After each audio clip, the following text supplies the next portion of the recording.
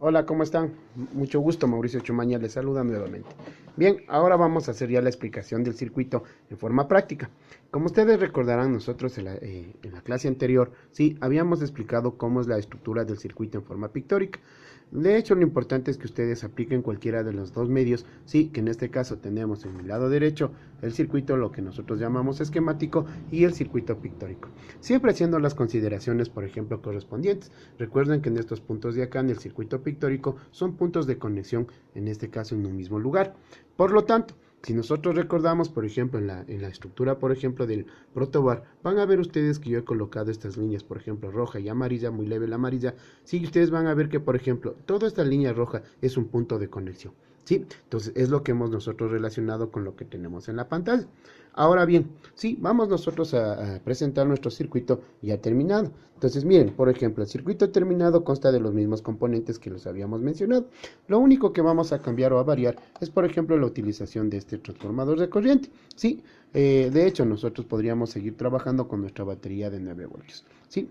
Dos, tenemos lo que viene a ser nuestra placa de circuitos, ya instalados los componentes sobre la misma, ¿sí? En cada uno de los zócalos. Miren, y aquí tengo un ejemplo claro. Voy a hacer un acercamiento, por ejemplo, hacia las dos resistencias. Y podemos ver que las dos resistencias están conectadas en un mismo punto de alimentación. Es decir, respetando lo que viene a ser la línea vertical, estarían conectadas a la misma altura.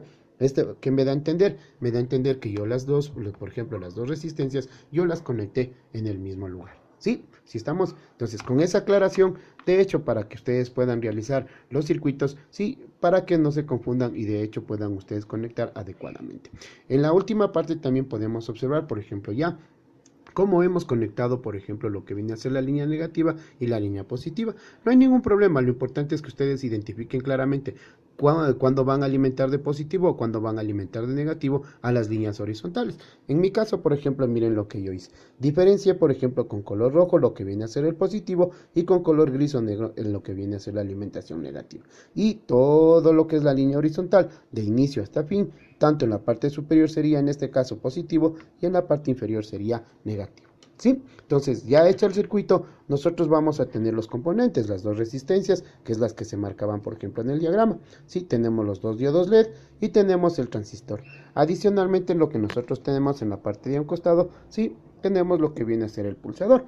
Recuerden ustedes, por ejemplo, en los tipos de transistores siempre van a ir variando. Hay una gama bastante extensa de transistores. Lo importante es que ustedes determinen claramente qué es lo que vamos a hacer a continuación.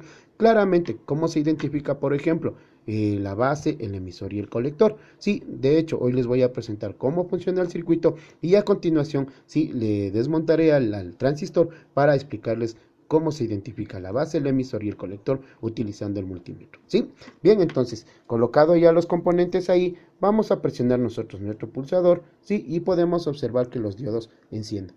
¿Qué nos está dando a entender ahí? Nos está dando a entender que el transistor se está energizando lo que viene a ser su base. Sí, se está alimentando su base con la señal que requería para poder funcionar. Sí, al hacerlo esto, por ejemplo, con la línea positiva, de hecho, se permite el paso de corriente también al cerrar el interruptor electrónico, se permite el paso de corriente hacia los diodos LED. Sí, entonces miren, así está comprobado cómo funciona, por ejemplo, en este caso, nuestro probador de transistores. Sí, para transistores que nosotros conocemos NPN.